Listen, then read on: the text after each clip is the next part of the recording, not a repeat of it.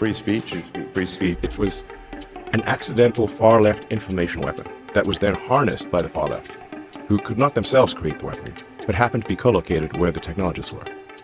दोस्तों Elon Musk जो कि दुनिया का पहले ही एक अमीर तरीन इंसान था, जो दुनिया की सबसे बड़ी कंपनियों में से 6 का अकेला मालिक था, जिसमें टेस्ला जिसका मार्केट कैप $1 ट्रिलियन से ज्यादा है, और स्पेस एक्स जो दुनिया की 60% से ज्यादा सैटेलाइट कम्युनिकेशन को कंट्रोल करती है, जिसने पेपल को डेवलप करा, जो बाद में ईबे को सेल कर दिया, जिसने ओपन एआई जिसको आप चैट जीपीटी के नाम से जानते हैं इसको डेवलप करा, और इसने बाद में कुछ वजूहात की बुनियाद पर इसके अगेंस्ट एक्सएआई को डेवलप कर दिया।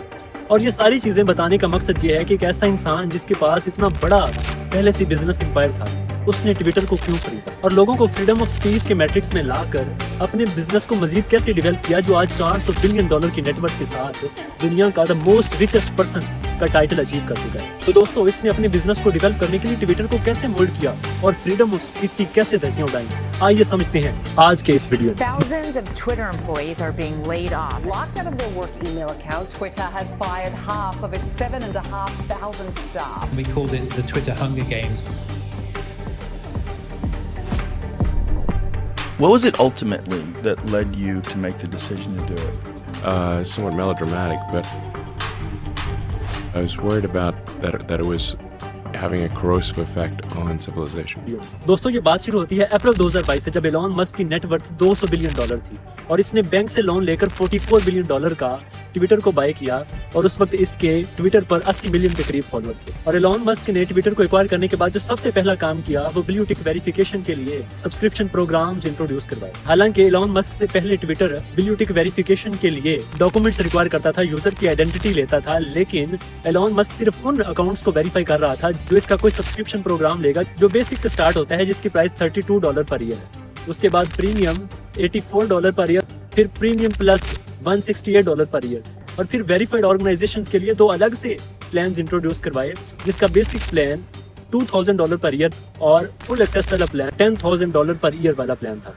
और जिस यूजर का सब्सक्रिप्शन प्रोग्राम जितना ज्यादा बड़ा होगा उसके ट्वीट्स को उतनी ज्यादा रीच मिलेगी। कुछ लोगों को इसके सब्सक्रिप्शन प्लान्स अच्छे ना लगे तो उन्होंने ट्विटर पर #BlockTheBlue के नाम से कैंपेन चलाई, यानी वो अकाउंट्स जिनके साथ ब्लू टिक होगी उसको रिपोर्ट किया जाए, उसको ब्लॉक किया जाए। और ये उनका हक था, अगर उनको ट्विटर की पॉलिसी अच्छी नहीं लग रही तो फ्रीडम ऑफ स्पीच के नाते वो उसके ऊपर कैंपेन चला सकते थे। ये खुद तो फ्रीडम ऑफ स्पीच कहता है, लेकिन हुआ कुछ यूं कि वो सारे अकाउंट्स बैन कर दिए गए जिनके थ्रू #BlockTheBlue कैंपेन चलाई जा रही थी, और ट्विटर ने अपने ट्रेंडिंग टॉपिक के पेज से #BlockTheBlue को ही रिमूव कर दिया। दोस्तों एलॉन मस्क ने ये वाला सुपर बाउल ट्वीट किया जिस पर लाइक्स और एंगेजमेंट प्रेसिडेंट जो बाइडेन के मुकाबले में इसके कम थे, तो ये बात इसको अच्छी न लगी, तो इसने 80 इंजीनियर्स पर मुश्तमिल एक कमेटी बैठाई जो इसके ट्वीट्स को आर्टिफिशियली बूस्ट करे, और इसके बाद ट्विटर का एल्गोरिदम इसके ट्वीट्स को 1000 टाइम्स ज्यादा बूस्ट करने लगा।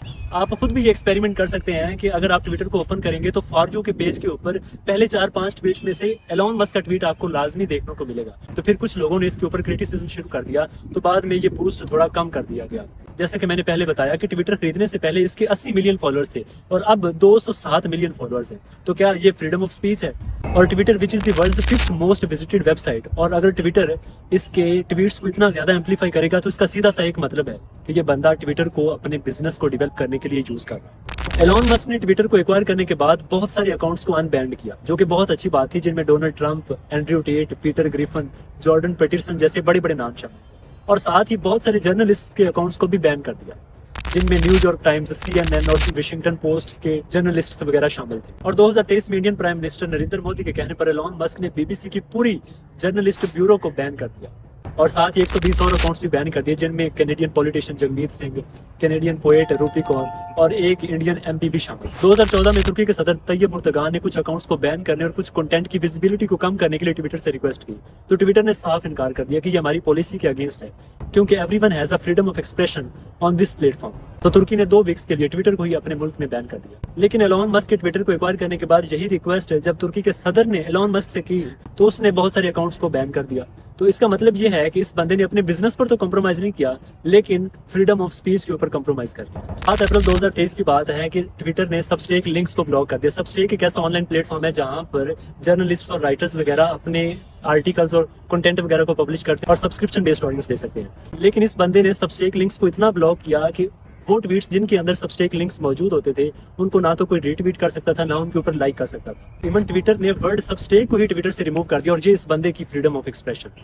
1 नवंबर 2024 के कंप्यूटेशनल एनालिसिस ने 56,000 ट्वीट्स को एनालाइज किया और पता चला कि 13 जुलाई 2024 के बाद जब एलॉन मस्क ने डोनाल्ड ट्रंप को यूएस प्रेसिडेंशियल इलेक्शन के लिए एंडोर्स किया, तब से डोनाल्ड ट्रंप और रिपब्लिकन के पार्टी के सारे मेंबर्स के ट्वीट्स की विजिबिलिटी बढ़ गई।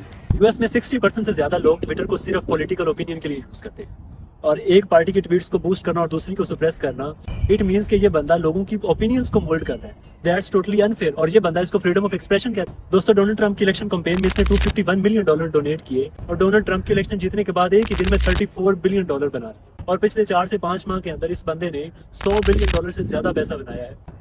इनफैक्ट इस बंदे की फर्स्ट प्रायोरिटी इसका बिजनेस होता है, जिसके ऊपर कोई बाकी सारी चीजें बात। असिस्टेड गेट center for countering digital hate की रिपोर्ट के मुताबिक एक्स अपने ब्लू सब्सक्राइबर्स की 99% हेट स्पीच पर एक्शन नहीं लेता। 7 नवंबर 2023 की एक रिपोर्ट के मुताबिक एक्स के मेजर क्लाइंट एड्स में antisemitism, anti black racism, new Nazism, white supremacy और इस्लामोफोबिया के ट्वीट्स थे।